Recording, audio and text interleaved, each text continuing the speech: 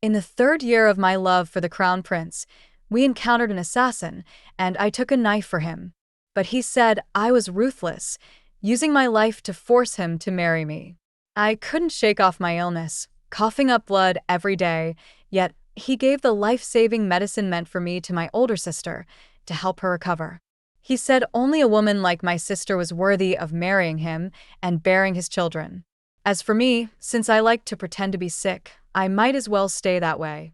Later, I was reborn and publicly burned the engagement letter between me and him. I wished him and my sister a lifetime of love and happiness, hoping they'd grow old together. He, however, said that he would marry no one but me. The second year after I got engaged to Xiao Yunjing, I took a knife for him. The knife was coated with poison, and the imperial doctor had to scrape off the poison flesh. I bit my handkerchief, sweating coldly from the pain, but I held it in, afraid Xiao Yunjing would be heartbroken, so I didn't make a sound. But when I raised my head, I saw him standing next to my sister, shielding her eyes, softly saying, "Awan, don't look." My sister was always timid, and I guess Xiao Yunjing was worried she would be scared. From start to finish, he didn't look at me once. Suddenly, tears streamed down my face. I thought, the scraping of flesh hurt so much that even I, who was good at enduring pain, couldn't stop crying. Through my blurred tears, I remembered when I was 16, how Xiao Yunjing had insisted that I marry him. He said he would marry no one but me in this lifetime, that he would love and care for only me. I was born in a general's family, growing up in the military camp with my father. He always forbade me from crying or complaining when I was in pain. Only Xiao Yunjing would gently comfort me when I was upset, saying, "Awan, if you want to cry, then cry, I'll wipe your tears." I remembered once, during a horse race, someone deliberately tripped my horse, causing me to fall to the ground. Though my injury wasn't serious, just a scrape, Xiao Yunjing was furious, gritting his teeth, kicking that person to the ground and beating them badly. He knew I had been wronged. In this world, only he would softly comfort me, saying, "Awan, if you want to cry, then cry, I'll wipe your tears." He had really loved me once, so when did it change? Probably after my sister returned from the south. My sister had been sickly since childhood and was sent back to our family's home in the south to recuperate. She wasn't brought back to the capital to discuss marriage until she was 17. I practiced martial arts, while my sister studied the arts of the literati. While I was dominating the men in the martial training grounds, she stayed at home, embroidering and practicing calligraphy, exuding the grace of a refined young lady. Xiao Yunjing once smiled and said, "Your sister is gentle and elegant. You two share the same mother, yet how are your personalities so different?" I pretended to be angry, grabbing his ear and fiercely asking, "Are you saying I'm too rough now?" He waved his hand in surrender. After I let him go, he secretly kissed me. "I just like how carefree and unrestrained you are, Awan." I covered my cheek where he had kissed me, chasing him around the yard, until I ended up in his arms. My sister, standing by the window, looked at us with a sorrowful gaze. At that time, I couldn't understand the sadness in her eyes. It seemed that after I started preparing for the military tournament, my sister grew even closer to Xiao Yunjing. The prize for the tournament's champion was a cloud-patterned golden knife. The cloud-patterned golden knife was fit only for heroes. I thought if I won, I would give it to Xiao Yunjing. He would surely be happy. To win, I spent day and night in the martial arts arena. Since Xiao Yunjing couldn't find me at the general's residence, he spent more time with my sister. They recited poetry, played chess, and discussed the way of ruling a country. At times, they became close confidants. And when I won the golden knife, covered in wounds, Xiao Yunjing and my sister were brewing tea and admiring the moon, sharing their thoughts freely. I gave the golden knife to Xiao Yunjing. He looked at me, bruised and battered, and frowned. "A girl like you, always playing with weapons, isn't that a bit much?" Having grown up with him, I knew something had changed just from that one sentence. In the past, when he saw me hurt, no matter how much it pained him, he never spoke against it. He would quietly bring me ointment and carefully apply it for me. because he knew I liked it. But now, he criticized me for being careless, for not behaving properly. After giving away the golden knife, I never saw it again. But Xiao Yunjing always carried a pouch with him, and I instantly recognized the embroidery on it as my sister's handiwork. Xiao Yunjing said the golden knife wasn't often used, so he had put it away in storage. I wanted to ask him if he regretted it. Did he regret asking the emperor for this marriage? Originally, the emperor intended for my sister to be the crown princess. She was graceful and beautiful, with a natural destiny to be with Xiao Yunjing. But Xiao Yunjing disregarded the opposition from the court and insisted on being engaged to me. The emperor was furious, punishing him to kneel in the snow for 3 hours. But in the end, he still got his wish. Everyone said Xiao Yunjing loved me the most, loved me so much that he defied the emperor's orders, betting his throne on it. But little did they know, love is like the flowing river, it never turns back. After I was injured, my sister took over the responsibility of caring for me. Xiao Yunjing came often to see me, but he was more interested in Confucian teachings and governance. I only read books of strange tales. My sister and he were so engrossed in their conversation that I couldn't get a word in. I quietly asked my sister, "Sister, are you interested in the crown prince?" My sister panicked, shaking her head repeatedly, saying, "The crown prince is a Wan's fiancé. How could I have such thoughts?" I didn't know whether to feel relieved or to pity Xiao Yunjing. The one he loved didn't love him back. My father once told me he hoped that I would be the future crown princess. The Jiang family was a military family with power in the army. To ease the emperor's suspicions, one of Zhang's daughters had to marry Xiao Yunjing. When the imperial astrologer predicted my sister had the fate of a phoenix, my father became worried. She was gentle, with a fragile constitution, and he feared she would be mistreated if she married into the royal family. But I had martial arts, and I was never one to accept defeat. When Xiao Yunjing asked to marry me, my father finally let go of his concerns. At that moment, I saw my father's hair turning white, and I slowly realized his aging. I thought, it's fine. If marrying Xiao Yunjing could bring peace and stability to my sister and the Jiang family, what does it matter if I am not loved? I told my sister, the prince has his intentions, but the goddess has no dreams.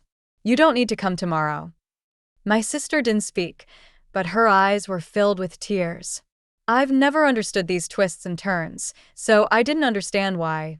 Even though my sister claimed to have no interest in him, she still looked so heartbroken.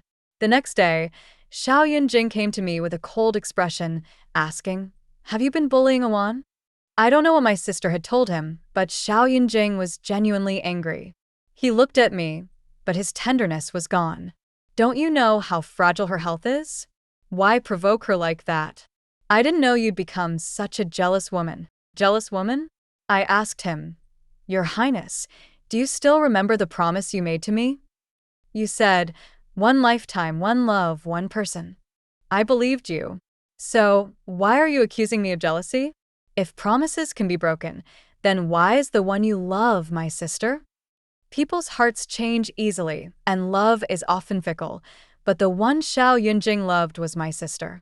Of all people, it had to be her. Xiao Yunjing's face darkened, his brows furrowing as he said, "Awan and I are like high mountains and flowing rivers, pure and untainted. Don't let your baseless assumptions tarnish our relationship." Pure and untainted, how pure and untainted. After that day, Xiao Yunjing and I fell into a cold war. He stopped coming to see me, and I didn't give in either. Our quarrel reached my mother's ears, and she advised me not to overthink things, but her face betrayed genuine concern. My mother was perceptive, and even I could see her unease. How could she not notice? But my sister was innocent, and she couldn't bring herself to scold her, so instead, she hurried the process of arranging my sister's marriage. My sister cried every day in front of me, regretting ever returning to the capital, as it had ruined my relationship with Xiao Yunjing. Bao Yu spoke up for me. "In my opinion, the young miss is pretending. She must be secretly happy to have climbed into the prince's favor." I scolded her. You're becoming more and more disrespectful." At that angry shout, I felt a sharp pain in my chest. A tickling sensation spread through my lungs, and I started coughing violently, each cough stronger than the last, until I coughed up a mouthful of blood. I remembered what the imperial astrologer had said when he read my fortune. "Miss Jiang, of noble birth, but with shallow blessings, your life will be short and fleeting." Short and fleeting, so that's how it is. Bao saw the bloodstain on the handkerchief and turned pale, tears welling up in her eyes. "Miss, let me get the doctor." I stopped her, saying, "There's no need." The imperial physician had already seen me and said that my injury had left a lingering illness, and as time passed, it would only worsen. Unless a 1,000-year-old ginseng could be found to treat me, no medicine would work. But the only 1,000-year-old ginseng in the world was kept in the Imperial Palace's warehouse. Unless I married into the East Palace, how could I ask for such a rare medicine? It seemed like an act of defiance, but my sister chose one of the most reckless and extravagant young men among the many suitors in the capital. The families arranged to meet at the moon viewing pavilion in the evening. I stopped her. "Sister, what are you doing? That young master from the Wang family is a debauched man, always running around in brothels, gambling, drinking, and eating. What part of him is worthy of you?" My sister replied, "You don't need to worry. This is what I deserve." She ignored me and left. Because of my injuries, I couldn't stop her, and could only have Bao arrange a sedan to follow her. When we arrived at the moon viewing pavilion, chaos had already erupted inside, and black smoke was rising from the second floor. The guests and attendants rushed out, saying the crown prince had thrown a fit and beaten the Wang family's young master into a cripple. The Wang family's young master tried to escape, but accidentally knocked over a candle, setting the place on fire. I was in a daze.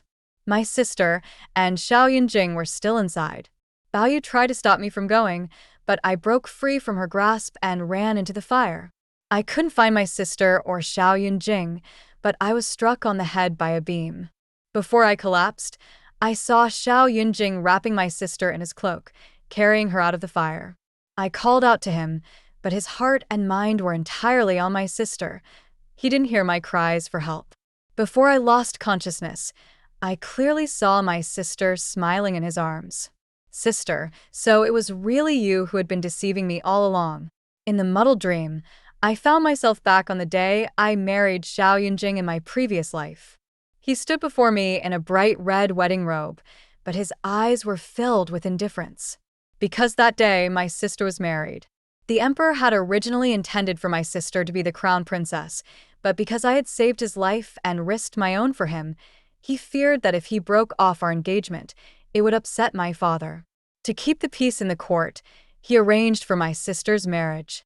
Xiao Yunjing said I was too cruel, that I had used my life to force him to marry me. That night, Xiao Yunjing tortured me, pinning me down while I cried and coughed, eventually coughing up blood all over the bed. But in the dim candlelight, he didn't notice. After the storm of passion had passed, he left me alone in bed and went to the study to sleep.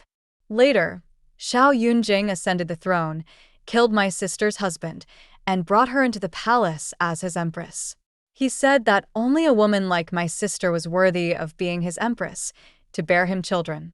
Because my sister was weak, he used the palace's 1,000-year-old ginseng to strengthen her health. I begged him to give me some of the life-saving medicine, but he coldly pushed me away. "You're jealous of a Wan's favor, and now you dare to deceive the emperor. If you say you're ill, then you don't need to recover." My condition worsened, so much so that when my sister came to visit me in my quarters, I didn't even have the strength to rise and greet her. My sister smiled and said, "Is it painful?" "Not enough. When Xiao Yunjing and you got engaged, my pain was 100 times worse than yours. I hate you. I should have been the one chosen by Xiao Yunjing. Why does he only see you?" She had people carry me to her chamber behind the screen, where I spent the night listening to her and Xiao Yunjing's loving exchanges. Xiao Yunjing breathed heavily, calling her name, saying he loved only her. Each word felt like a knife, slowly stabbing into my heart. Awan, perhaps when he was on top of me, he was calling for my sister instead. I lay behind the screen, unable to even cry out. As dawn broke, I closed my eyes forever, dying on an ordinary winter day. When I woke up, I spat out a mouthful of black blood, and tears were still on my face. Bao rushed to me, crying, "Miss, you've finally woken up. If you hadn't, Bao would have gone with you." I touched Baoyu's head, feeling only numbness inside. Yes, I've finally woken up. This time, I was truly awake. The next day, my eyes were red and swollen. My sister and I were summoned to the palace by the Empress Dowager. The incident at the Moon Viewing Pavilion that night reached the Empress Dowager's ears. The Crown Prince, abandoning his fiancée, publicly carried my sister out of the fire, acting so intimate. It was truly a breach of propriety. The Empress Dowager, known for her kindness and wisdom, after learning the truth, didn't show any favoritism toward my sister because of her fate. Instead, in front of Xiao Yunjing, she scolded my sister harshly, saying her behavior was improper and that she was seducing the East Palace. Xiao Yunjing wanted to defend her, but the Empress Dowager scolded him too. She took my hand and said kindly, "It's Yunjing who has wronged you. I will certainly punish him severely, and you will not be left without recourse." But Xiao Yunjing said, "Awan and I are innocent. Moreover, men marrying multiple wives is common practice. Awan refuses to share her husband with others. Does she expect to monopolize the East Palace?" He implied that I was jealous and couldn't tolerate others. He, the Lord of the East Palace, would one day rule the world. Only heirs and descendants mattered in this grand plan. A jealous empress would disgrace the royal family. The Empress Dowager was about to rebuke him, but I cut in. "His Highness speaks the truth." I bowed to the Empress Dowager and said, "My heart is narrow, and I lack grace. I am unworthy to be the crown princess. Therefore, I humbly request to annul our engagement." Xiao Yunjing stepped forward, his face as pale as a ghost. "What did you say?" I took out the prepared engagement letter and handed it to him. But Xiao Yunjing didn't take it. His face darkened. "Are you trying to use the annulment to force me?" I smiled bitterly and shook my head. There's no such thing as forcing him. The scene from the dream felt too real, and I couldn't bear it. A charcoal fire was burning in the room. I tossed the engagement letter into the fire pit, and the sparks immediately ignited it. Xiao Yunjing panicked, kicking over the fire pit, and the hot charcoal spilled onto my sister's embroidered shoes. My sister cried out in pain, and Xiao Yunjing, distracted, turned to her. When he looked back down, the engagement letter had already burned halfway. "Since you and my sister are in love, I wish you both a lifetime of happiness, and may you grow old together. Sister, since you wish to marry into the East Palace, I'll make it happen for you." On the day of the annulment, it snowed heavily in the capital. The white snow paved the road for me to return home. My mother waited at the door, welcoming me back. She didn't say anything, just took my cold hand, turned her head, and hid the tears in her eyes. In the dead of night, Xiao Yunjing knocked on my window. The candlelight was dim, and his gaze was shadowed. Finally, he bowed his head to me. "I've agreed to you. From now on, I will have no further dealings with your sister. You've won. Aside from you, I will never marry anyone else." He didn't understand why I insisted on annulling the engagement. He only thought I was scheming to force him. In the past, when we had conflicts, he was the one who made the first move. I had once asked him why he was so kind to me, and he just smiled gently. He said I had forgotten. Back then, I was just a little child crawling on the ground. At the Zhuazhou banquet, I ignored all the other items and boldly crawled into the crown prince's arms. In the palace, familial affection was thin, and when I clung to him, his heart softened. He forgot about all propriety and only knew he wanted to protect this child and help her grow. Later, I grew up to be stubborn and mischievous, dragging him to the stargazing pavilion to steal the imperial astrologer's apricots. When we were caught, I stood in front of him and took all the blame. He said, "I am the crown prince. and everyone around me seeks my protection. You are the first one to protect me." How laughable. He remembered how I took the blame for stealing apricots but forgot the sword I took for him. Xiao Yunjing. Oh, Xiao Yunjing. I really can't understand you. I pulled out a jade pendant from the box under my bed. It was the token Xiao Yunjing had given me. I handed it back to him. "Your Highness, go back. Let's part ways and take care of ourselves from now on. We no longer have any ties." "What exactly are you doing?" "I've already agreed to stop associating with your sister. Why are you still insisting on annulling the engagement?" I looked at him and felt that the image of the young man who would unconditionally love and protect me was gradually fading, never to be seen again.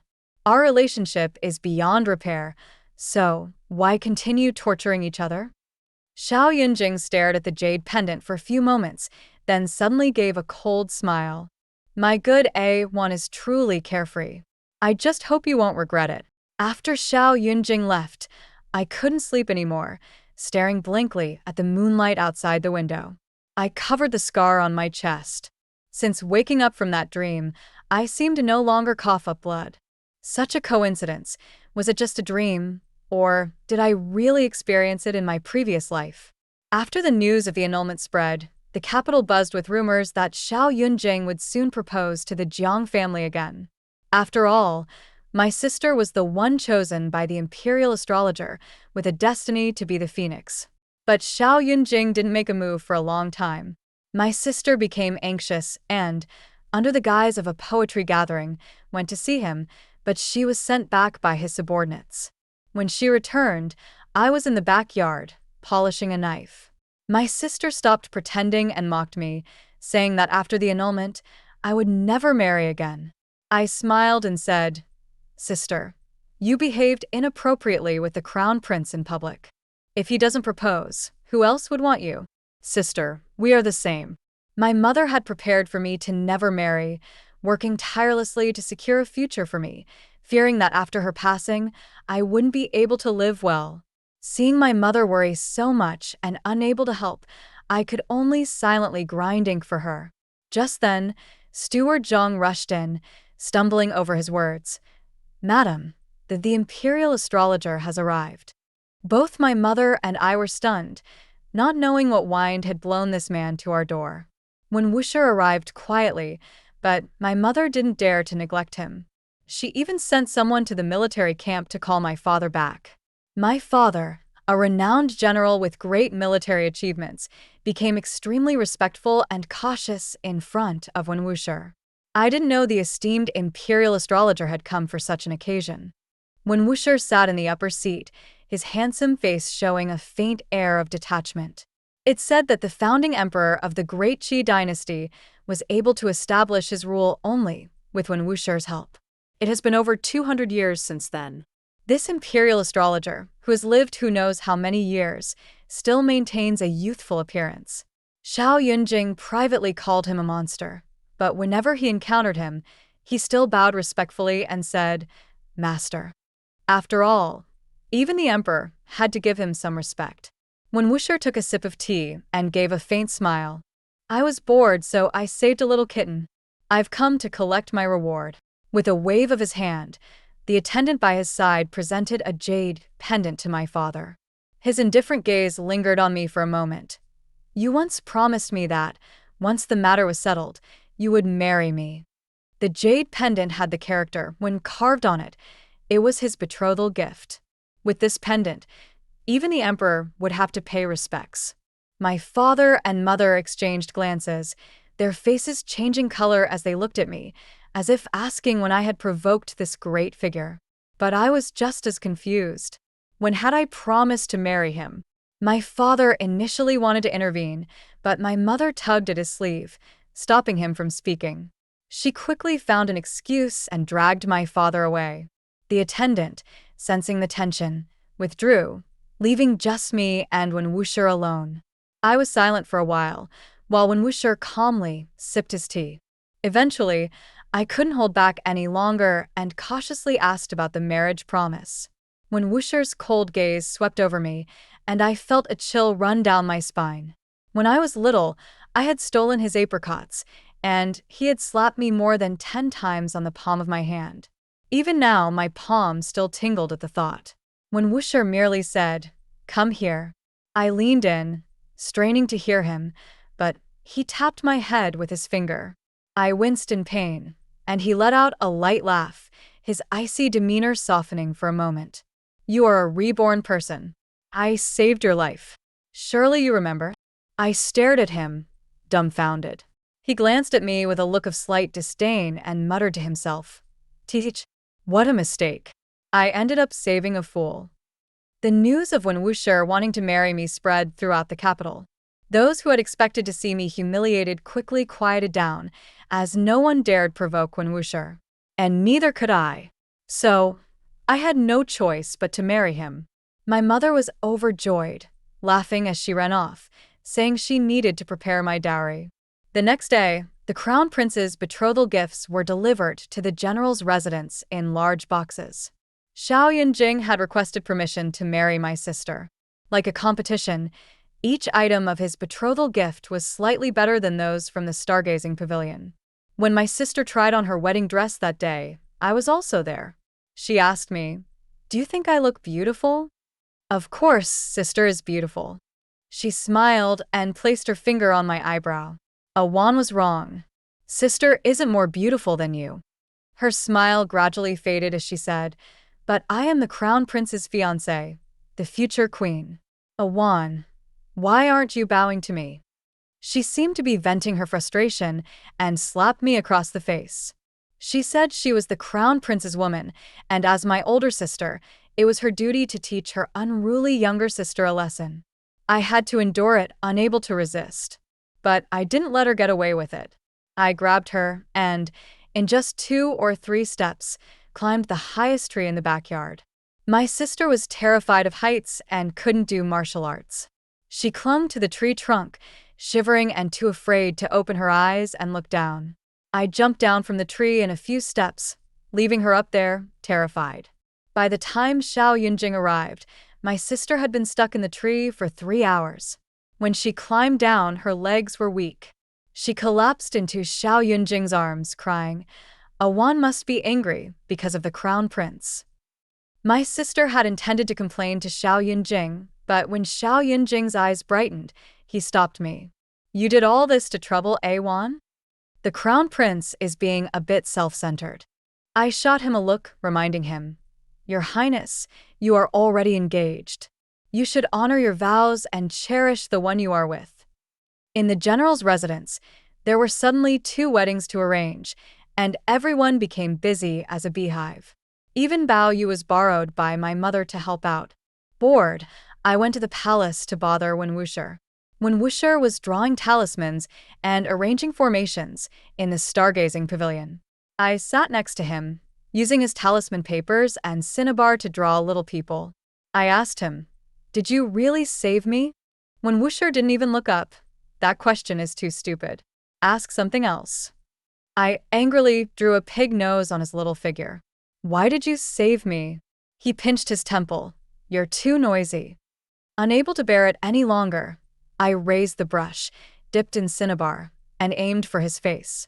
When Wuxier grabbed my hand, and I lost my balance, falling into his arms. The scent of apricot blossoms enveloped me, and he sighed, "You really are too foolish." I struggled to get up and hit him, but in doing so, I messed up his clothes. At that moment, Xiao Yunjing arrived. "Jiangwan," Xiao Yunjing scolded me. "In broad daylight, you, an unmarried woman, behave like this. What kind of manners are these?" I was about to stand up, but his shout frightened me, causing me to fall back down. When Wuxier pressed me back down, his voice as cold as a spring. "Your Highness, why are you here instead of preparing for your marriage to Miss Jiang?" His scent was intoxicating, making my heart race wildly, and my mind went blank, unable to hear anything. Xiao Yunjing's lips pressed into a straight line, a sign he was extremely angry. But he still suppressed his displeasure and respectfully said, "I've come on the orders of my father to seek an oracle from Master when regarding my marriage with Awan." When Wuxier released me and casually picked up a brush and paper, writing the character fierce on it. Bloodshed is unavoidable. There is no turning back. Xiao Yunjing laughed mockingly. Master Wen, you once said I would be the future emperor and that Awan had the destiny of the phoenix. Now that we are to marry, why is it suddenly such an ominous sign? Could it be that Master Wen has ulterior motives? His words carried an implication and I sneezed. When Wuxia flicked his fox fur cloak and the thick, warm garment was draped over my shoulders. Fate can be changed, he said, lightly tapping my forehead. A person with a short lifespan, if I wish to protect them, I can ensure they live long. Xiao Yunjing didn't believe in such things and tore up the oracle. Nonsense. Xiao Yunjing's confrontation with Wen Wuxia soon reached the emperor's ears. The emperor angrily kicked him and punished him to kneel outside the stargazing pavilion for the entire night. The next morning, I went to find Wen Wuxia and happened to encounter Xiao Yunjing. He grabbed my fox fur cloak. Awan, come back to me. I shook off his hand. Your Highness, perhaps you are freezing and speaking nonsense. I am now the fiancé of the imperial astrologer. Please, Your Highness, behave yourself. His knees were numb from the cold, and when he tried to stand up, he stumbled and fell into the snow. Are you truly this heartless? I looked coldly at him struggling in the snow. Your Highness, what are you saying? Your marriage with my sister is fast approaching. What kind of affection can there be between us? People from the East Palace arrived, bringing a sedan to take Xiao Yunjing back. After all, he was the crown prince, and the emperor couldn't be too harsh on him. But Xiao Yunjing, with his strong pride, refused to be carried back and was helped by a eunuch as he walked outside. He limped, nearly falling several times. I watched as his figure disappeared from the stargazing pavilion's entrance, and when Wuxia's voice echoed, "Do you feel sorry for him?" I turned back, and the world was blanketed in snow. Only one person stood in the snow, dressed in dark clothes, holding a water-ink paper umbrella, waiting for me.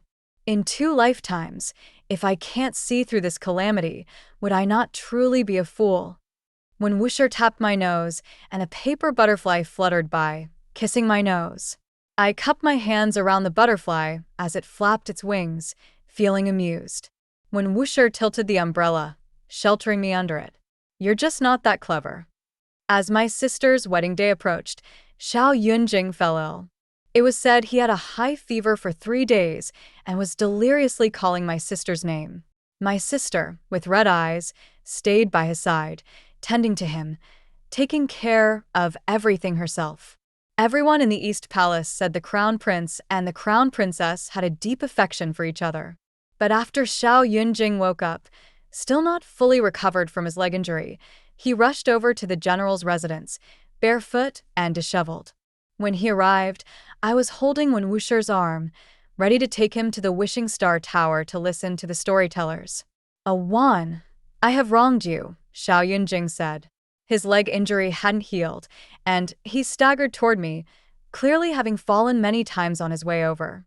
His face had a few cuts from the falls. He was in a pitiful state. He referred to himself as not your majesty, not the crown prince. It was as though he had suddenly recalled everything. Awan, did you already remember everything, which is why you want to annul the engagement? I miss you, and I've been calling your name day and night. I love you, but you're too stubborn, always unwilling to back down in arguments and spending time with those other men. I just wanted to make you jealous. He tried to get closer to me, but when Wuxia stood protectively in front of me, Your Highness, be careful with your words. Even if Xiao Yunjing was the emperor's chosen heir, he still could not overstep boundaries and offend the imperial authority. He casually blurted out could lead to great consequences for the general's residence. When Xiao Yunjing saw Wen Wuxia, it was like a wolf seeing its prey, and a murderous intent radiated from him. Immediately, he clenched his fist and swung it at Wen Wuxia's face. But Wen Wuxia remained unmoving, and Xiao Yunjing's punch didn't even touch him. It was I who stopped him. Xiao Yunjing's pupils trembled as he looked at me in disbelief. Awan, you're protecting him? Xiao Yunjing's martial skills were beneath mine. In the past, during sparring, I knew he cared about his pride, so I had deliberately let him win. I twisted his wrist, and it cracked with a pop. He gritted his teeth in pain, but his gaze never left me. I shouted, "If you look again, I'll gouge your eyes out." Xiao Yunjing staggered, seemingly unable to take it any longer. My sister, who had followed him, arrived and steadied him. She meekly called out, "Your Highness," but Xiao Yunjing, irritated, shoved her to the ground. What a scene! But I couldn't bear to watch it any longer. The past is already forgotten. "Your Highness, please don't bring it up again." I pulled Wen Wuxier out of the room, complaining, "He wanted to hit you. Why didn't you dodge?" That punch from Xiao Yunjing had been thrown with full force. If I hadn't intervened, Wen Wuxier would have definitely ended up with a bruised face. Wen Wuxier remained calm as always. "I know you wouldn't want me to be hurt." Ugh. How cheesy. I asked him, "You said it was you who saved me, allowing me to be reborn. How come Xiao Yunjing is back?" When Wuxier's smile faded in his eyes, "The method of rebirth consumes a lot. Without great power, he must have used countless lives to make it happen." Lives? How many lives? At least 100. I lost my focus, and in doing so, I scratched Wen Wuxier's arm, leaving a blood mark. Wen Wuxier didn't say a word. He rubbed my head. "Don't think about it anymore. It's not your fault. It's the lives he took, not yours." I turned to him and asked, "How was I reborn? Did I also cause the deaths of 100 people?" He saw through my thoughts and tapped my head again. "Fool, I am the great power." I rubbed the spot where he had tapped, silent. Yes, how could I have forgotten? He had lived for so many years, neither aging nor dying, so he must be an extraordinary person. Wait, not aging or dying. Wen Wuxier, when I grow old, you won't still look like this, will you? How hurtful to my pride. Wen Wuxier smiled faintly. "Don't worry, I've now become a regular person who will grow old and die. I'll grow old with you." I wanted to ask him what he meant, but he looked up at the sky. "It's snowing." On the day of Xiao Yunjing's wedding, the emperor attended. All the officials raised their glasses to congratulate Xiao Yunjing and my sister for their deep affection and mutual respect. But after only half a cup of wine, everyone in the room had collapsed. Xiao Yunjing's personal guards surrounded the East Palace, intending to crown Xiao Yunjing as emperor. They marched straight to the stargazing pavilion, and nothing stopped them. When the soldiers burst in, I was sitting there folding paper cranes with talisman paper drawn by Xiao Yunjing. Swords were held to Wen Wuxier's neck, but he remained as calm as ever. Xiao Yunjing, dressed in bright red wedding attire, stood at the front of the group, his face cold and indifferent. It looked just like the night of our wedding in my past life. He reached out his hand to me. "Wan, come with me." My heart tightened sharply. Xiao Yunjing was actually staging a rebellion and trying to seize the palace. I turned a glance at Wen Wuxier, held his cool hand, and shook my head at Xiao Yunjing. "If your Highness wants to kill me, then go ahead. If worse comes to worst, I will go with Wen Wuxier to the underworld. But the promise I made to marry him will no longer count." Xiao Yunjing was furious, but he didn't actually attack me. Instead, he laughed. Wan has good resolve, preferring to die rather than bow her head. But the lives of the general and his wife are still in my hands. You don't care about yourself, but what about them? Xiao Yunjing, consumed by rage, no longer cared about the severity of his actions. My father was a great general of the Great Qi, guarding the stability of the empire. If he were killed, the court would be shaken, and the borders would be unsettled. Even if Xiao Yunjing became emperor, how could he sit on the throne in peace? "Xiao Yunjing, how dare you?" Xiao Yunjing grabbed my other hand. "Try it. See if I dare." But when Wuxier spoke up at that moment, extremely foolish. Xiao Yunjing was enraged. He had never liked Wen Wuxier, but now, because of me, his animosity toward Wen Wuxier had only deepened. He drew a long sword and pressed it against Wen Wuxier's chest. I remember the imperial astrologer predicted that I would face bloodshed today. With a little pressure, The tip of the sword tore through Wen Wuxi's outer garment. The imperial astrologer was wrong.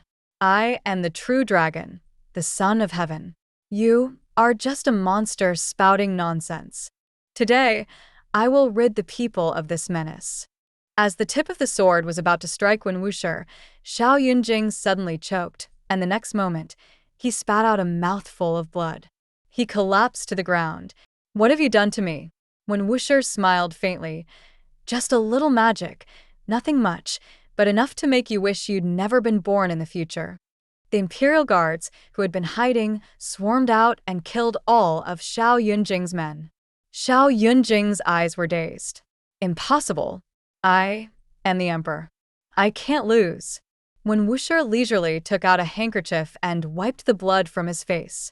I told you, fate can be changed. I can raise you to the throne, and I can pull you down.